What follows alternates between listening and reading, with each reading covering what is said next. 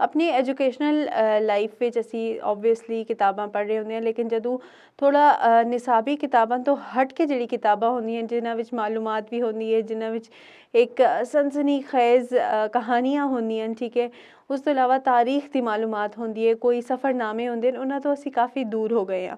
ਤਾਂ ਉਸ ਦਾ reason obviously AI ਦਾ ਜ਼ਮਾਨਾ ਹੈ ਔਰ ਡਿਜੀਟਲ ਦੌਰ ਹੈ, ਤਾਂ ਇਸ ਵਿੱਚ ਅਸੀਂ ਇਹ ਜਿਹੀਆਂ ਚੀਜ਼ਾਂ ਦਾ ਇਤਨੇ ਜ਼ਿਆਦਾ ਇੰਟਰਸਟ ਨਾ ਖਿੰਡ ਰਹੇ ਹੁੰਦੇ। ਲੇਕਿਨ ਹੁਣ ਵੀ ਜਿਹੜੇ ਕਿਤਾਬਾਂ ਦੇ ਨਾਲ ਪਿਆਰ ਕਰਨ ਵਾਲੇ ਲੋਕ ਮੌਜੂਦ ਹਨ, ਉਹ ਹੁਣ ਵੀ ਕਿਤਾਬਾਂ ਦੇ ਨਾਲ ਉਸੇ ਤਰ੍ਹਾਂ ਪਿਆਰ ਕਰ ਰਹੇ ਹਨ, ਲੇਕਿਨ ਥੋੜ੍ਹਾ ਜਿਹਾ ਇਹ ਚੀਜ਼ ਘੱਟ ਗਈ ਹੈ। ਲੇਕਿਨ ਥੋੜ੍ਹਾ ਅਗਰ ਅਸੀਂ ਕਿਤਾਬਾਂ ਦੇ ਨਾਲ ਮਜ਼ੀਦ ਜੁੜਾਂ ਤਾਂ ਅਸੀਂ ਬਹੁਤ ਉਸ ਤੋਂ ਫਵਾਇਦ ਹਾਸਿਲ ਕਰ ਸਕਦੇ ਹਾਂ। ਜੀ ਹਾਂ, ਸਾਡੀ ਜ਼ਖੀਰਾ ਅਲਫਾਜ਼ बढ़ जुलदा है, ठीक है। ਉਸ ਤੋਂ ਇਲਾਵਾ ਅਸੀਂ ਦੇਖਦੇ ਹਾਂ ਕਿ ਅਸਾਂ ਇੱਕ ਮਾਲੂਮਾਤ ਦਾ ਖਜ਼ਾਨਾ ਹੈ, ਠੀਕ ਹੈ। ਉਸ ਦੇ ਨਾਲ ਨਾਲ ਇੱਕ ਐਤਮਾਦ बढ़दा है, ਆਪਣੇ ਇੰਟਰਸਟ ਦੀ ਜਿਹੜੀਆਂ ਕਿਤਾਬਾਂ ਅਸੀਂ ਪੜ੍ਹਦੇ ਹਾਂ ਉਸ ਤੋਂ ਅਸਾਂ ਦਾ ਮਿਜ਼ਾਜ ਵਿੱਚ ਵੀ ਤਬਦੀਲੀ ਆਉਂਦੀ ਹੈ, ਵਕਤ ਅੱਛਾ ਗੁਜ਼ਰਦਾ ਹੈ, ਆਪਣੇ ਨਾਲ ਵਕਤ ਗੁਜ਼ਰਦਾ ਹੈ।